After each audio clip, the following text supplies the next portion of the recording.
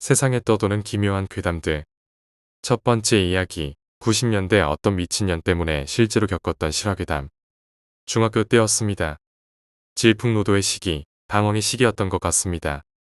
그때 당시 PC방이 생긴 지 얼마 안 되고 한창 채팅이 유행했을 때였습니다. 지금처럼 채팅이 저질스럽지 않았던 때였죠. 그 당시 중학교 친구들과 채팅으로 여자애들을 만나기도 했습니다. 하지만 저는 부끄러워서 말도 제대로 못하고 그랬죠. 진짜로요. 그 당시 중학교 친구 중 한 명이 채팅을 하다가 우연히 한 여자애를 만난 적이 있었습니다. 한 달 정도 만났던 것 같은데 문제는 그 친구가 그 여자애 때문에 자살하기 직전까지 갔다는 것입니다. 그 친구가 그 여자애를 너무 좋아해서 그랬을까요? 아닙니다. 그 친구는 그 여자애를 미친 듯이 무서워했습니다. 처음에 만났을 때만 해도 그 여자애가 긴 생머리에 눈도 크고 얼굴도 작아서 친구는 그 여자애가 마음에 들었나 봅니다. 그 여자애를 이제부터 제이양이라고 하겠습니다. 사귄 것까진 모르겠지만 거의 사귄다고 해도 상관없을 정도로 서로 알콩달콩 연애 비슷한 걸 했었습니다. 그때는 부러우면 지는 거라는 말이 없었기 때문에 저도 예의상 부러워해줬습니다. 하지만 사건이 있었습니다. 그 친구는 자신이 만인의 연인이라는 망상 속에 살던 전형적인 남자라 다른 친구들 따라서 다른 여자애들을 만나러 나갔습니다. 그리고 친구 B에 남겨진 다른 여자의 음성을 제이양이 들어버렸습니다. 그 후 둘은 심하게 싸우고 헤어졌습니다. 당사자가 아니라 뭐라고 싸웠는지는 모르겠지만 제이양이 마지막에 돌아서면서 친구에게 죽여버리겠다고 말했다는 것만 알고 있었습니다. 친구는 그 말을 크게 신경 쓰지 않았습니다. 그리고부터 시작되었습니다. 2달 정도 후 비 오는 날 친구는 학교가 끝나고 저희들과 헤어져서 집으로 돌아오는 길이었습니다. 친구 아파트까지 가는 길이 조금 한적해서 사람들이 별로 안 다니는데 그날따라 하얀 우의를 입은 여자가 친구 뒤를 따라오고 있었습니다. 한참을 걸어 친구 아파트 정문까지 왔는데도 그 여자가 계속 따라오길래 대부분의 남자들이 그렇듯이 혹시 자신을 사모하는 소녀 중 한 명일까 하는 생각에 그 여자를 흘끗 돌아봤습니다. 얼굴은 잘 보이지 않았지만 아직 가을인데도 겨울처럼 껴입은 옷에 불로 태운 듯한 곱슬거리는 머리결 때문인지 친구는 그 여자가 자신을 사모하는 소녀는 아니겠다는 생각에 아무 생각 없이 아파트 입구로 들어섰다고 합니다.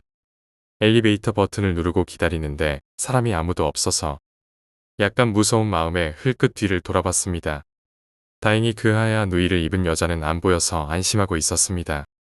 그렇게 엘리베이터가 도착하고 엘리베이터 안에 들어가 버튼을 누르려고 했는데 친구 눈에 그 하얀 우의를 입은 여자가 입구에서 걸어 들어오는 게 보였습니다. 그런데 그 여자의 손에 든 칼이 과도라고 하기엔 크고 부엌칼이라고 하기엔 작은 칼이었습니다. 친구는 순간 죽을지도 모른다는 생각에 미친 듯이 닫기 버튼을 눌렀습니다. 엘리베이터 문이 닫히기 시작하자 친구 눈에 그 여자가 달려오는 모습이 보였고 여자의 얼굴도 보였는데 바로 제이양이었습니다. 문이 닫히기 직전 6층에 살던 그 친구는 자신도 모르게 다른 층인 8층을 눌렀습니다. 왜냐하면 제이양과 친구 집 근처까지 온 적은 있지만 제이양이 정확한 친구의 주소는 모르고 있었기 때문입니다. 엘리베이터가 8층에 도착해 띵하는 소리와 함께 문이 열렸고 친구는 간절히 제이양이 문 앞에 없기를 바랐습니다. 다행히 제이양은 보이지 않았고 친구는 안심하며 천천히 계단을 내려가는데 밑에서 사람이 올라오는 소리가 희미하게 들렸습니다. 순간 깜짝 놀란 친구는 자기도 모르게 7층에 숨어버렸고 6층에서 희미하게 누군가 올라오는 소리가 들렸습니다. 분명 신발 소리는 아니었지만 희미하게 발소리가 들렸습니다.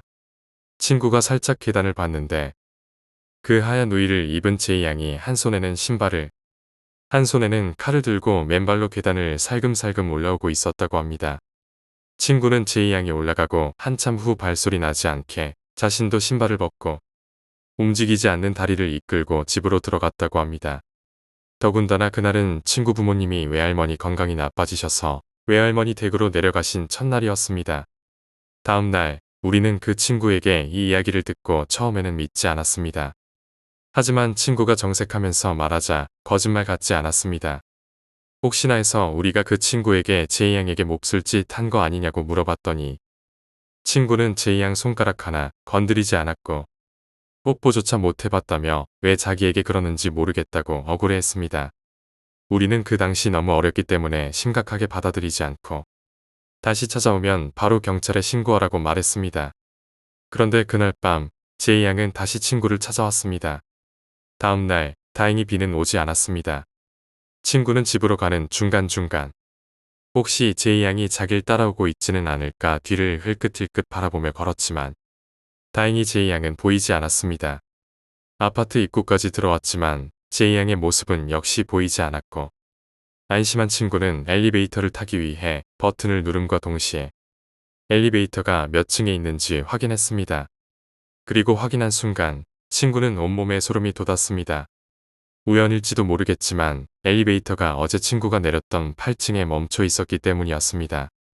친구는 엘리베이터가 내려오는 동안 제이 양이 8층에 기다리고 있으면 어떻게 하나 고민했답니다.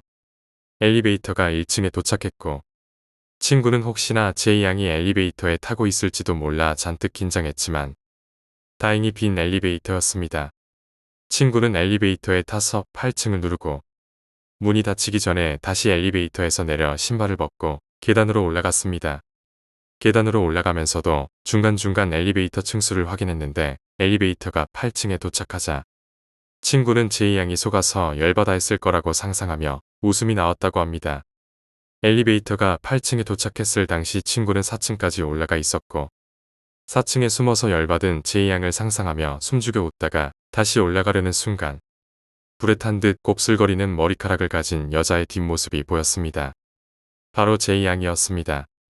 진짜 제이 양이 기다리고 있었던 것입니다. 친구는 4층에서 3층으로 내려가고 있는 제이 양의 뒷모습을 본 것이었습니다. 친구가 조금만 빨리 계단으로 나왔어도 제이 양과 마주칠 뻔했었습니다. 이번에는 제이 양이 진짜 발소리 하나도 내지 않고 계단을 내려가고 있었습니다. 여전히 한 손에는 칼을 들고 제이 양이 내려간 것을 확인한 후 친구는 집으로 들어가 꼼꼼히 문단속을 하고 바로 경찰에 신고했습니다. 전 여자친구가 칼을 들고 자기를 죽이려고 한다고요.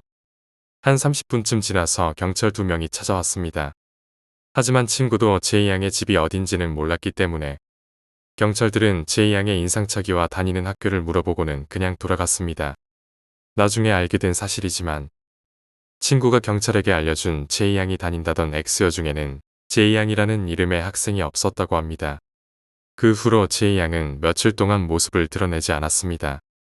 그러나 다시 가을비가 내리던 어느 날 제이 양이 다시 친구를 찾아왔습니다.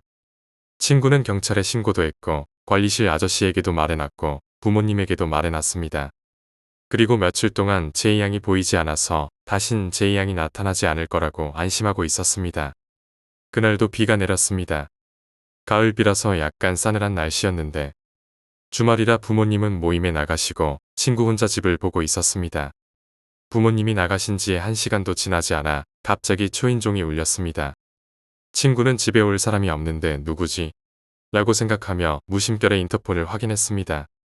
그런데 화면 속에서 제이 양이 친구를 노려보고 있었습니다. 마치 주위에서 계속 지켜보다가 부모님이 나가자 찾아온 것처럼 말이죠. 친구는 순간 무서웠지만 시간이 지나자 화가 나기 시작했습니다. 그래서 인터폰 수화기를 들어 제이 양에게 그동안 쌓였던 울분을 토해내며 욕설을 퍼부었습니다.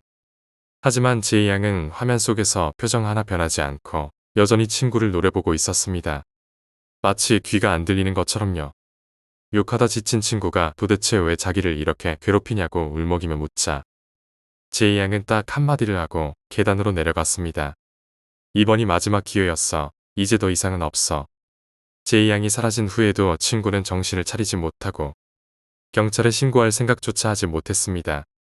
그 후로 다시 며칠간 제이 양은 나타나지 않았지만 친구는 제이 양이 어디선가 자신을 지켜보고 있다는 생각 때문에 잠도 제대로 못 자고 밥도 제대로 못 먹고 항상 주위를 살피며 사람 없는 곳에서는 엘리베이터를 타지도 않고 집까지 계단으로 걸어 올라갔습니다. 그것도 발소리 안 나게 신발을 벗고요. 그러던 어느 날 친구가 살던 아파트에서 엘리베이터 점검이 있었고 옥상이 개방되었습니다.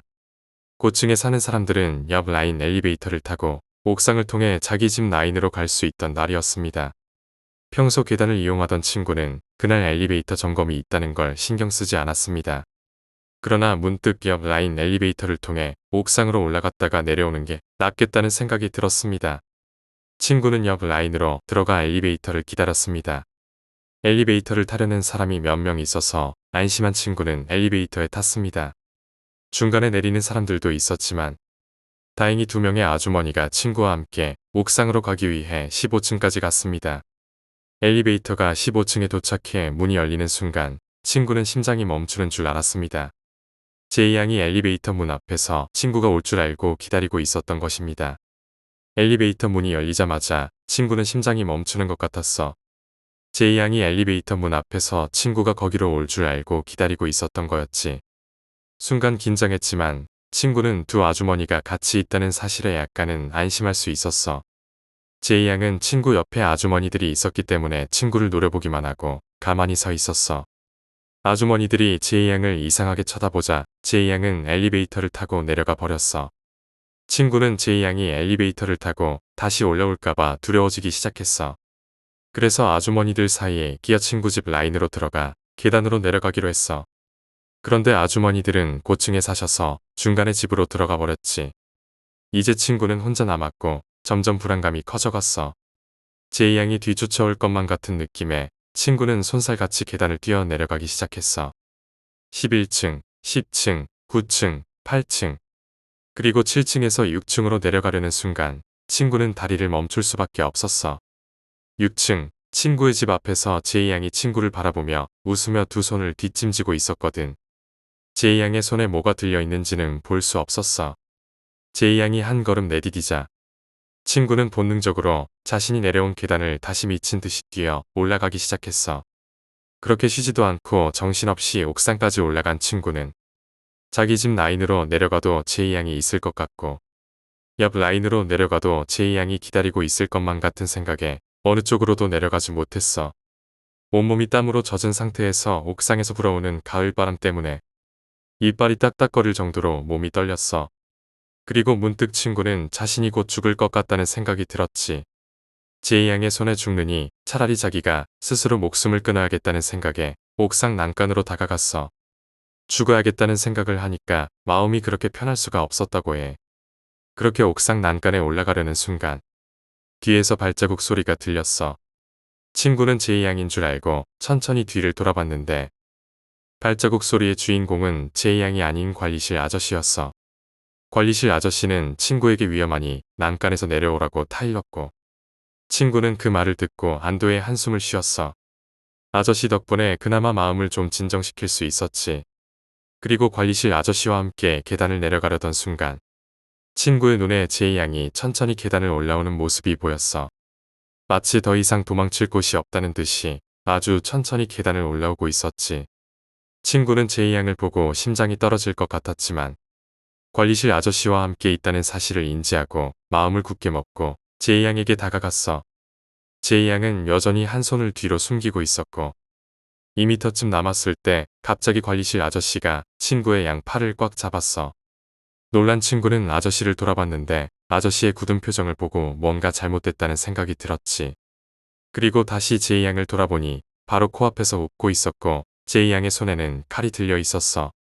친구는 순간적으로 살기 위해 제이 양을 발로 차버렸고 칼의 허벅지가 베인 듯 불에 데인 것처럼 화끈거리는 느낌이 들었어. 그러나 이 악물고 관리실 아저씨를 뒤통수로 찍어버린 다음 제이 양을 옆으로 비켜 무작정 아래층으로 뛰어내려갔어. 뒤에서 친구를 쫓아오는 발소리가 들리기 시작했어. 친구는 미친 듯이 1층까지 달려 내려갔어. 그곳에서 장을 보고 돌아오는 부모님과 마주쳤어. 허벅지에서 피를 철철 흘리는 친구의 모습을 보고 부모님은 놀랐고 친구는 부모님을 만나자 긴장이 풀렸는지 자기 허벅지에서 나오는 피를 보고 그대로 기절했어. 그날 밤 제이 양은 친구의 아파트를 배회하다가 출동한 경찰에 의해 체포되었어. 친구가 나중에 경찰서에서 들은 얘기로는 제이 양은 중학생이 아니었고 18살이었으며 학교를 다니지 않고 정신과 치료를 받은 적이 있다고 했어. 더 충격적인 사실은 관리실 아저씨는 제이 양과 한 달 전부터 동거를 하고 있었고 제이 양이 친구에게 말로 표현할 수 없을 정도로 심한 짓을 했다고 말하며 관리실 아저씨를 꼬셨다고 해. 제이 양이 그 뒤로 어떻게 되었는지는 알 수 없어.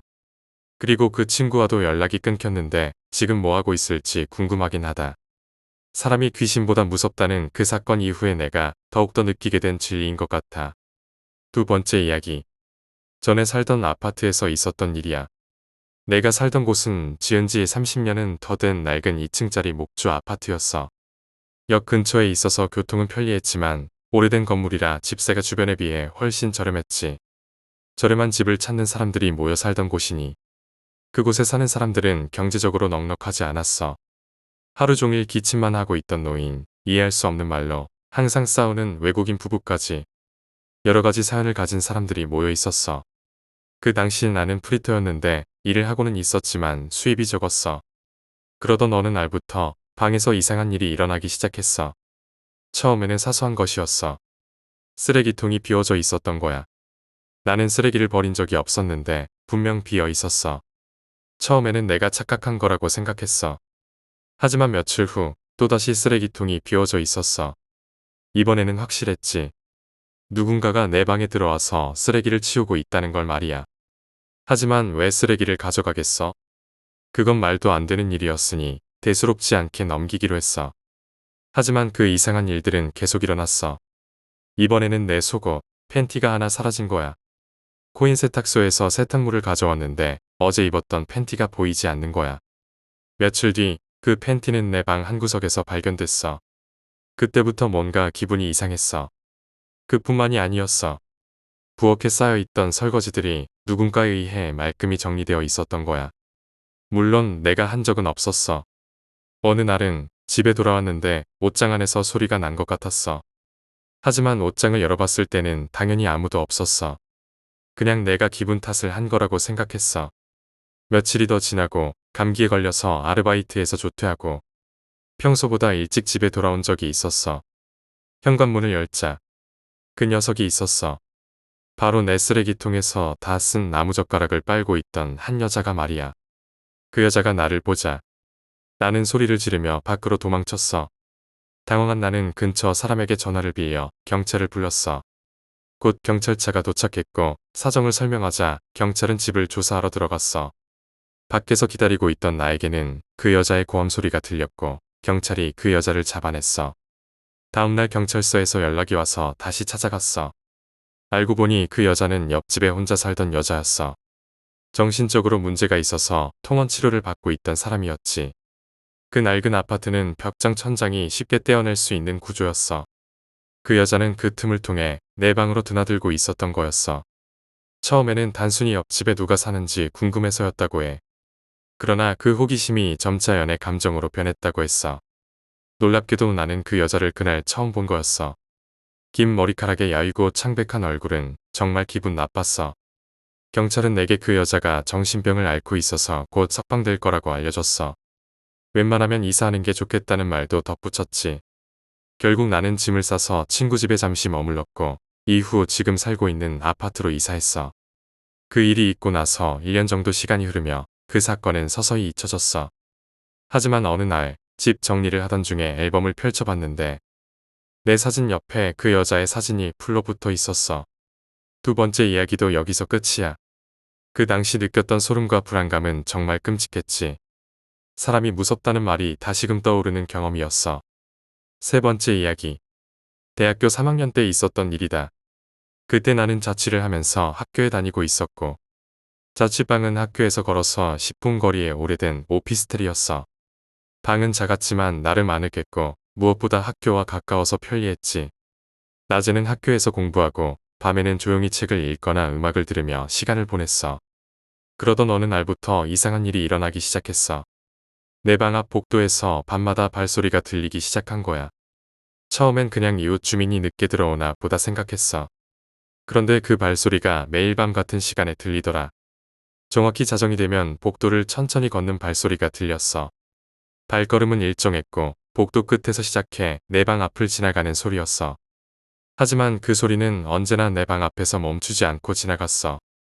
처음에는 대수롭지 않게 여겼지만 매일같이 반복되니까 점점 신경이 쓰이기 시작했지. 그 발소리는 너무나도 익숙해졌어. 자정이 되면 꼭 그 발소리가 들렸고 난 그것을 기다리는 듯한 기분까지 들기 시작했어. 그 발소리는 이상하게도 위협적이지 않았어. 그냥 누군가 매일 밤 산책하듯 복도를 걷는 느낌이었지. 하지만 나를 괴롭히는 건 그 소리가 매일 같은 시간에 들린다는 규칙성 때문이었어. 이상한 느낌이 계속 들었지만 딱히 무서워하지는 않았어. 그러던 어느 날 친구들이 놀러와서 같이 저녁을 먹고 술을 마시며 늦게까지 떠들었어. 밤이 깊어져 친구들이 하나둘 집에 가고 나는 홀로 남아 설거지를 하고 있었지. 그때 자정을 알리는 시계 소리가 들렸고 어김없이 그 익숙한 발소리가 들려왔어. 익숙한 소리였지만 그날은 조금 달랐어. 그날따라 발소리가 내 방 앞에서 멈춘 것 같은 느낌이 들었거든. 나는 순간적으로 긴장했어. 평소처럼 복도를 지나갈 거라고 생각했는데 이번에는 문 앞에서 발소리가 멈춘 거야. 문을 열고 나가볼까 하다가도 겁이 나서 나가지 못했어. 발소리는 잠시 멈추더니 다시 천천히 멀어져 갔어. 그날 이후로도 발소리는 계속 들렸지만 그날처럼 문 앞에서 멈춘 적은 없었어. 그 일이 있은 후로 나는 그 발소리가 누군지 알아내고 싶어졌어. 하지만 복도에 CCTV가 설치되어 있지 않았기 때문에 직접 확인할 방법이 없었어. 어느 날은 문틈으로 밖을 몰래 내다봤지만 발소리가 들릴 때마다 복도에는 아무도 보이지 않았어. 그 발소리가 진짜 사람이 내는 소리인지 아니면 내가 혼자만 듣는 환청 같은 건지 알 수 없었지. 몇 주가 지나고 나는 발소리의 정체를 알아내기로 결심했어. 어느 날 자정에 맞춰 방 안불을 끄고 복도 문 앞에서 발소리가 들리길 기다렸어. 그리고 발소리가 들리기 시작하자 나는 조심스럽게 문을 열어봤어. 하지만 복도에는 아무도 없었어. 그 순간 발소리가 문 뒤에서 나는 것처럼 들렸어. 나는 소름이 돋았고 문을 재빨리 닫았지. 그 이후로도 발소리는 계속됐지만 나는 더 이상 발소리의 정체를 확인하려고 하지 않았어. 몇 달 뒤 나는 그 오피스텔에서 이사를 나갔어. 이상한 발소리 때문은 아니었고 졸업을 앞두고 학교를 떠나게 되면서 자연스럽게 이사를 하게 된 거였지. 하지만 그 발소리는 아직도 가끔 생각나.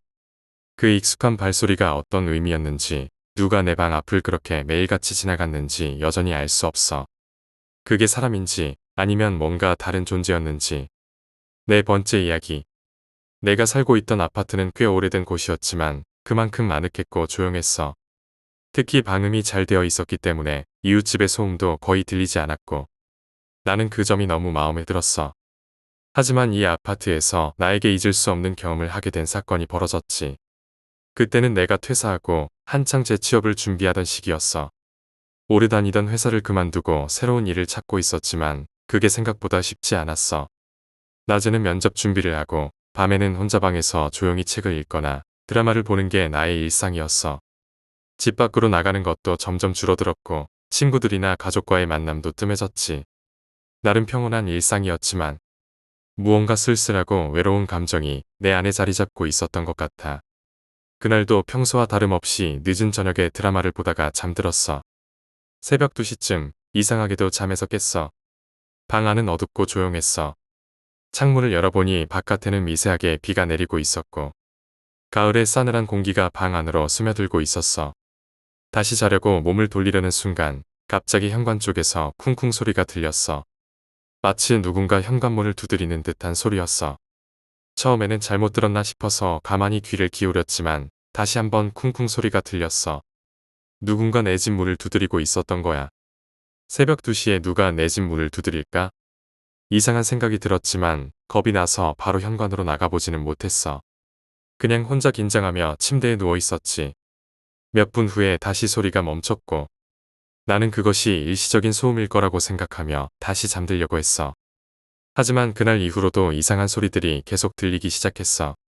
매일 새벽 2시만 되면 쿵쿵거리는 소리가 현관에서 들려왔어.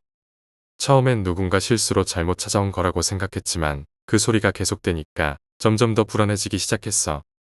한 번은 용기를 내서 현관으로 나가봤지만 문 너머에는 아무도 없었어. 그저 현관문 너머의 어둠만이 나를 맞이할 뿐이었지. 그렇게 며칠이 지났어. 매일 새벽 같은 시간에 들려오는 소리는 나를 점점 더 신경 쓰이게 했어. 처음엔 그냥 무시하려고 했지만 소리의 강도가 점점 커지기 시작했어. 마치 누군가가 문을 세게 두드리면서 나를 불러내려는 듯한 느낌이 들었어. 어떤 날은 그 소리가 너무 커서 잠을 이룰 수 없을 정도였어. 어느 날은 더 이상 참을 수가 없어서 소리가 들리자마자 바로 현관으로 달려갔어. 그리고 현관문에 귀를 대고 소리를 들었어. 문 너머에서 분명히 누군가가 문을 두드리고 있었어. 나는 조금의 망설임 끝에 현관문을 열어보려고 했어. 하지만 손이 떨리고 가슴이 두근거리며 쉽게 열 수가 없었어. 결국 그날은 문을 열지 못하고 다시 방으로 돌아왔어. 그 후로도 그 소리는 계속됐고 나는 점점 더 지쳐갔어. 며칠 후 나는 친구와 만나기로 했어. 오랜만에 친구와 외출을 하게 되어 기분이 조금 나아졌어. 친구와 저녁을 먹고 집으로 돌아오는 길에 나는 문득 그 소리에 대해 말해볼까 하는 생각이 들었어. 그래서 친구에게 최근에 일어난 일을 말했지. 친구는 내 이야기를 듣고 조금 놀란 표정을 지었어. 너 그거 혹시 옆집 사람이 장난치는 거 아니야? 친구는 장난스럽게 말했지만 나는 그 말이 왠지 마음에 걸렸어. 그래서 집에 돌아온 후 나는 문득 옆집 사람과 마주친 적이 거의 없다는 걸 깨달았어. 이 아파트에 이사 온 지 몇 년이 지났지만 옆집과의 교류는 거의 없었어. 이상하게도 옆집에서 나는 소리나 인기척을 들어본 적도 없었지. 그날 밤도 어김없이 새벽 2시가 되자 쿵쿵 소리가 들려왔어. 이번에는 조금 더 확실하게 알아보고 싶었어. 나는 조심스럽게 현관문 쪽으로 다가갔고 문틈으로 밖을 내다봤어. 그러나 복도는 텅 비어 있었어. 그 순간 나는 문틈으로부터 희미한 인기척이 느껴졌어. 마치 누군가가 문 바로 앞에 서서 나를 지켜보고 있는 듯한 느낌이었지. 온몸에 소름이 돋았고 나는 재빨리 문을 닫았어. 그 후로 며칠 동안 나는 잠을 제대로 이루지 못했어. 매일 밤마다 나는 그 소리에 시달렸고 점점 더 불안해졌어. 이러다가는 내가 미쳐버릴 것만 같았어. 그래서 나는 이 상황을 해결하기로 결심했어. 먼저 관리사무소에 찾아가서 상황을 설명했어. 관리자는 나의 이야기를 듣고 조금 의아해하는 표정을 지었어. 저희 아파트에서는 그런 소음이 발생한 적이 없었어요. 혹시 문 앞에 CCTV를 설치해 보시는 건 어떨까요? 그 말에 나는 CCTV 설치를 결심했어. 다음 날 나는 CCTV를 대여해 현관문 위에 설치했어. 그날 밤도 어김없이 새벽 2시에 그 소리가 들렸어. 이번에는 CCTV가 그 장면을 포착했을까 기대하면서 잠이 들었지. 다음 날 아침 나는 CCTV 영상을 확인했어. 하지만 이상하게도 CCTV에는 아무것도 찍히지 않았어. 그저 텅 빈 복도만이 찍혀 있었어. 문 앞에 누가 있었던 흔적도 소리도 전혀 없었어. 나는 그 영상을 보고 더 혼란스러워졌어. 분명 소리는 들렸는데 왜 영상에는 아무것도 찍히지 않았을까? 그 후로도 계속 소리는 들려왔지만 CCTV에는 아무것도 찍히지 않았어. 나는 점점 더 피로해졌고 불안감은 극에 달했어. 이 상황을 어떻게든 해결해야겠다는 생각이 강해졌어. 그러던 중 어느 날 나는 옆집 사람이 이사를 나간다는 소식을 들었어. 옆집은 내가 한 번도 본 적 없는 사람이 살고 있던 곳이었지. 그날 나는 관리사무소에 가서 물어봤어. 옆집에 살던 사람은 어떤 사람이었나요? 관리자는 조금 당황한 듯한 표정을 지으며 말했다. 글쎄요, 그 집에는 아무도 산 적이 없는데요. 그 집은 몇 년째 공실 상태였어요. 나는 그 말을 듣고 머리가 멍해졌어. 내가 들었던 소리는 대체 무엇이었을까? 옆집이 비어 있었다는 사실을 알게 된 후, 나는 더 이상 그 소리에 신경 쓰지 않기로 했어. 그 소리가 계속 들리더라도 그것이 무엇인지 알아낼 수 없다는 생각이 들었기 때문이야. 그리고 이상하게도 그날 이후로는 그 소리가 더 이상 들리지 않았어. 결국 나는 이사를 결심했어. 더 이상 그 집에서 머무를 수 없을 것 같았거든. 이사를 준비하는 동안 나는 그 소리에 대해 더 이상 생각하지 않으려 했어. 그러나 이사를 나가는 날 마지막으로 방을 정리하던 중 나는 이상한 것을 발견했어. 현관문 바로 옆에 있는 벽에 작은 긁힌 자국들이 남아 있었어. 마치 누군가가 손톱으로 벽을 긁은 듯한 자국들이었지. 그 자국들을 본 순간 나는 다시 한번 그 소름 끼치는 소리가 머릿속에 떠올랐어. 그 쿵쿵거리는 소리와 함께 문 너머에서 느껴졌던 그 낯선 손길이 말이야. 나는 서둘러 짐을 싸서 그곳을 떠났어. 지금도 가끔 그날의 기억이 떠오르지만 다시는 돌아가고 싶지 않은 곳이야. 네 번째 이야기도 여기서 끝이야. 문 너머에서 들려오는 낯선 소리와 보이지 않는 손길. 그건 정말로 무서운 경험이었어. 당시엔 그것이 무엇인지 알 수 없었고 지금도 그 정체는 미스터리로 남아있어. 다섯 번째 이야기. 이 이야기는 내가 어릴 적 살던 시골 마을에서 겪은 기묘한 경험에 대한 이야기야. 어린 시절의 기억은 종종 흐릿하고 왜곡될 수 있지만 이 경험은 여전히 선명하게 남아있어. 당시에는 무슨 일이 벌어지고 있는지 전혀 이해할 수 없었지만 시간이 지나면서 그 사건이 주는 섬뜩함이 점점 더 강해졌지. 내가 살던 마을은 산과 들판으로 둘러싸인 작은 마을이었어. 마을에는 몇 안 되는 집들이 옹기종기 모여 있었고 마을 주민들은 대부분 나이가 많은 사람들이었지. 당시 우리 가족은 외할머니 댁에서 잠시 머무르고 있었어. 아버지가 새로운 직장을 잡기 위해 도시로 나가 계셨고 어머니는 아버지가 정착할 때까지 나와 동생을 데리고 외할머니 집에서 지내기로 했어. 외할머니 집은 전통 한옥 스타일의 오래된 집이었어. 넓은 마당과 대청마루 그리고 정겨운 텃밭이 있는 곳이었지. 어린 나와 동생에게는 그곳이 마치 거대한 놀이터 같았어. 매일같이 마당에서 뛰어놀고 마을 어귀의 작은 개울가에서 물놀이를 하며 시간을 보냈어. 하지만 어느 날부터 나는 마을에서 이상한 소문을 듣기 시작했어. 마을 어르신들이 하는 이야기를 몰래 엿듣다 보니 사람들이 자꾸 마을 뒷산에서 이상한 그림자를 봤다고 하더라고. 그림자가 사람 형태를 하고 있긴 하지만 분명 사람이 아닌 것 같다고들 했어. 처음엔 그저 어른들이 겁주려고 하는 말이라고 생각했어. 하지만 시간이 지나면서 그 이야기가 마을 아이들 사이에서도 퍼지기 시작했지. 그림자가 나타난다는 소문이 돌고 난 후 마을 사람들은 해가 지면 집 밖으로 나가는 것을 피하기 시작했어. 특히 어른들은 저녁이 되면 창문을 단단히 닫고 문을 걸어 잠갔어. 우리 외할머니도 마찬가지였지. 밤에 절대 나가지 말거라. 산에 귀신이 돌아다닌다. 외할머니는 무섭게 경고했지만 어린 나와 동생은 그저 재미있는 이야기라고만 생각했어. 어느 날 저녁 나는 동생과 함께 마당에서 놀다가 우연히 마을 뒷산을 바라봤어. 산은 어둡고 고요했어. 하지만 그 순간 나는 산 중턱에서 뭔가 움직이는 것을 보았어. 멀리서 봤기 때문에 정확히는 알 수 없었지만 그것은 분명 사람의 형태를 하고 있는 것처럼 보였어. 나는 동생에게도 그것을 보라고 했지만 동생은 아무것도 보지 못했다고 했어. 그날 밤 나는 이상한 꿈을 꿨어. 꿈속에서 나는 마을 뒷산에 홀로 서 있었어. 주변은 캄캄했고 발밑에는 짙은 안개가 깔려 있었어. 그런데 산 중턱에서 다시 그 그림자가 보였어. 그 그림자는 점점 나에게 다가왔고 가까워질수록 그 형태가 분명해졌어. 그림자는 사람의 모습을 하고 있었지만 그 얼굴은 온통 새까맸고 눈도, 코도, 입도 없는 형체였어. 나는 그 자리에서 꼼짝할 수 없었고 그림자가 내 앞에 다가오자 공포에 휩싸였어. 그 순간 나는 소리를 지르며 잠에서 깨어났어. 가슴이 미친 듯이 뛰고 온몸이 땀으로 젖어 있었어. 그 꿈은 너무나 생생해서 잠에서 깨어난 후에도 한동안 진정할 수 없었어. 하지만 그것은 단순히 악몽일 뿐이라고 스스로를 달래며 다시 잠들었어. 그러나 그날 이후로 나는 매일 밤 그와 비슷한 꿈을 꿨고 꿈속의 그림자는 점점 더 가까이 다가오고 있었어. 며칠이 지나고 마을에 다시 한번 기이한 소문이 돌기 시작했어. 이번에는 마을 사람들이 한 명씩 실종되기 시작했다는 소문이었어. 처음에는 외딴 집에 살던 노인이 사라졌고 그 후로도 몇몇 마을 사람들이 감쪽같이 사라졌다는 거였지.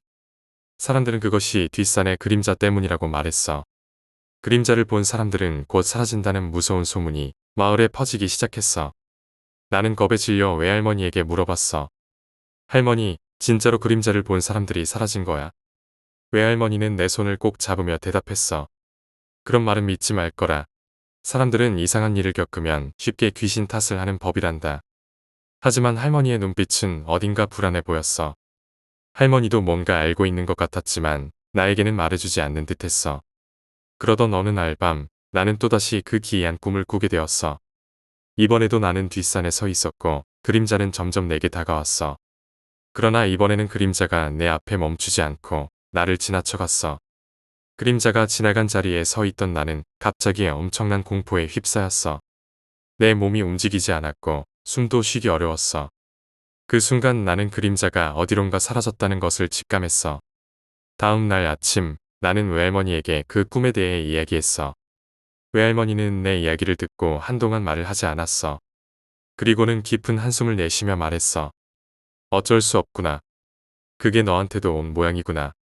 나는 그 말에 깜짝 놀라며 물었어. 무슨 말이야, 할머니. 그게 나한테 온다니 무슨 뜻이야? 하지만 외할머니는 더 이상 대답하지 않았어. 그날 이후로 나는 외할머니의 행동이 이상하게 변한 것을 느꼈어. 평소에는 항상 밝고 명랑하던 할머니가 점점 침울해졌고 자주 혼잣말을 하기 시작했어. 심지어는 밤중에 갑자기 일어나서 집안을 돌아다니는 모습도 보였지. 나는 불안한 마음에 어머니에게도 그 이야기를 했지만 어머니는 그저 할머니가 나이가 들어서 그런 거라고만 했어. 며칠 후 나는 동생과 함께 마당에서 놀고 있었어. 그날따라 날씨가 무척 좋았고 우리는 뛰어놀며 웃고 떠들고 있었지.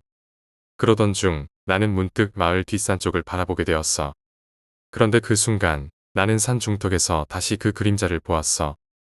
이번에는 더 가까이에서 보였고 분명 사람이 아니었어. 그림자는 천천히 움직이며 나를 향해 다가오고 있었어. 나는 공포에 휩싸여 동생을 부르며 집으로 뛰어들어갔어. 외할머니는 집 안에서 뭔가를 준비하고 계셨고 나는 할머니에게 달려가서 소리쳤어. 할머니, 그림자가 또 나타났어요. 뒷산에서 저를 보고 있어요. 외할머니는 그 말을 듣자마자 얼굴이 창백해졌고 서둘러 문을 잠갔어. 그리고는 나와 동생을 꼭 안아주며 말했어. 절대 밖에 나가면 안 된다. 오늘 밤은 특히 조심해야 한다. 그날 밤 나는 무언가 잘못된 것을 직감했어. 외할머니는 온종일 불안해 보였고 집안에서도 불이 꺼지지 않도록 주의하셨어. 그런데 이상하게도 밤이 깊어지자 외할머니가 어디론가 사라진 거야.